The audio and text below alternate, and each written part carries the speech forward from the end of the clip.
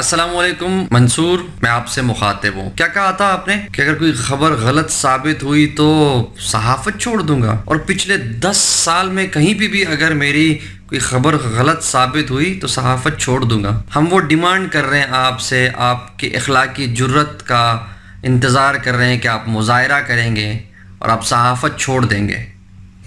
لیکن ایسے ہم چھوڑنے والے آپ کو ہیں ہی نہیں کہ آپ دم بگا کے بھاگ جائیں یا کسی بیل میں گھس جائیں.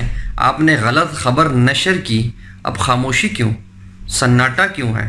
You have to take the decision, stand on your commitment. آپ نے جو کمٹمنٹ کی تھی، 2 ٹکے کا ایک فریج والا جو ہے وہ آ کے روز ہمیں ٹی وی کے اوپر بیٹھ کے بھاشن دے رہا ہوتا ہے، میرے کپتان یوٹن لگائی ہوتی ہے.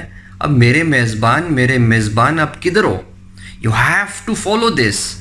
اگر نہیں کر سکتے، معافی نہیں مانگ سکتے، تو ہم آپ کی روز چترول کریں گے، آپ کو آپ کی اوقات یاد دلائیں گے کہ آپ آئندہ سے کسی ایک کریڈیبل پرسن کی روز چترول نہ کریں بغیر وجہ کے، کہ بغیر ثبوت کے. تو social media is demanding for your resignation. خیرباد کا انتظار کر رہے ہیں کہ آپ کب خیرباد بولیں گے. صحافت کو آپ بولیں گے تو آپ کی عزت اور احترام کریں گے، آپ کا لاج رکھیں گے، فریج ٹھیک کرانے آئیں گے، کیونکہ اس کے بعد تو آپ نے فریج ہی ٹھیک کرنی ہے.